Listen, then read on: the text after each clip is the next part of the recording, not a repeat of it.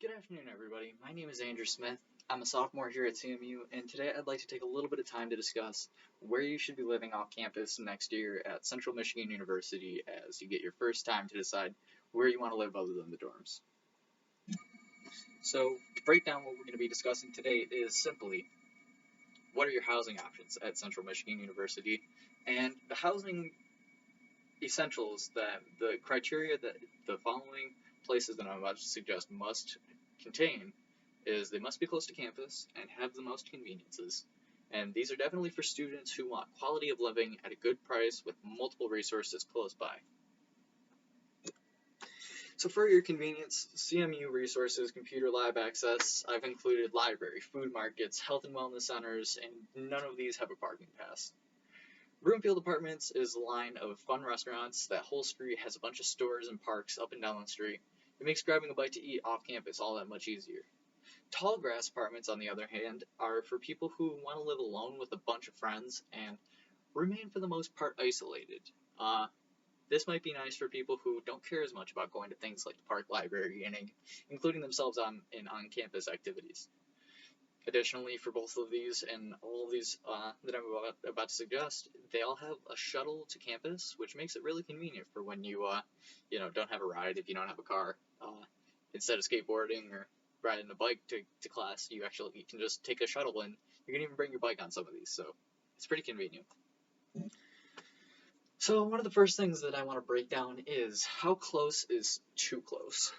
Tallgrass Apartments are 1.4 miles away from the heart of CMU at the Park Library. That's really, really close to on campus, and not everybody wants this.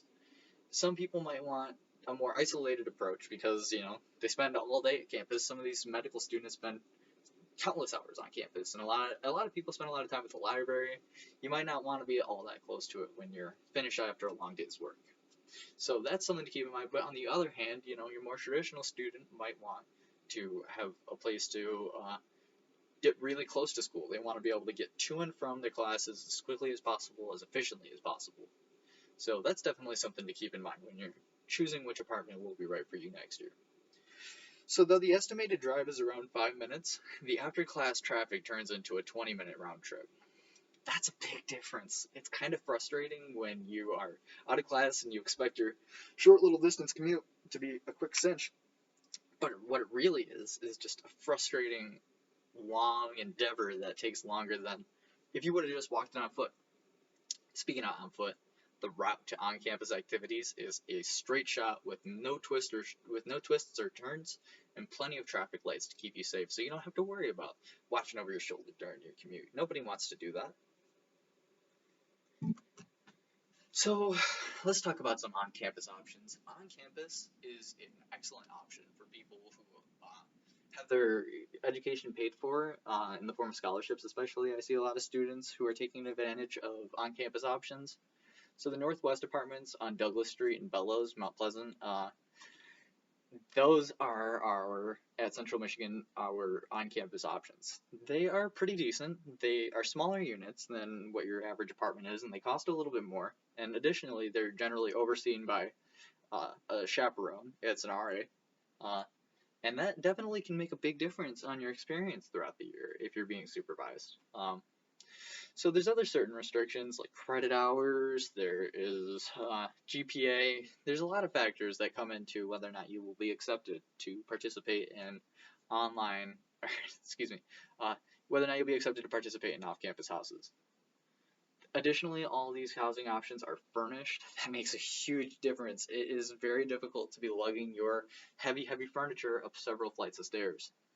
And 0.5 miles away from the park library, like we talked about earlier, it might be easy for some students to get to and from campus, and they might not mind the drive, or they might just enjoy driving. It doesn't matter to everybody. But to a more traditional student like myself, it's very convenient to be able to dip into the park library and not have a long commute or have to work hard to get there. You want to have that in close arm's reach, along with all of campus's other resources for that matter.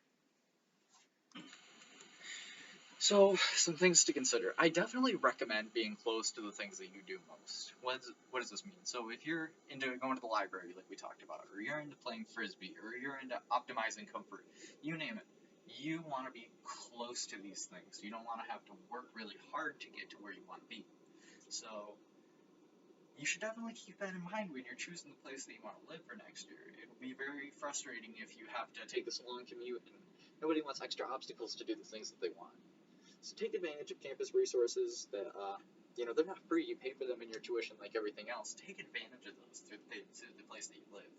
It'll make all the difference, and it'll honestly lead to just much higher overall happiness.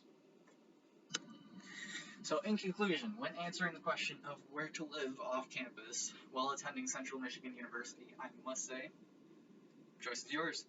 You should, like I said, pick what you need, pick what you want to be close to, minimize your obstacles in between you and that, and have fun. Thank you for listening.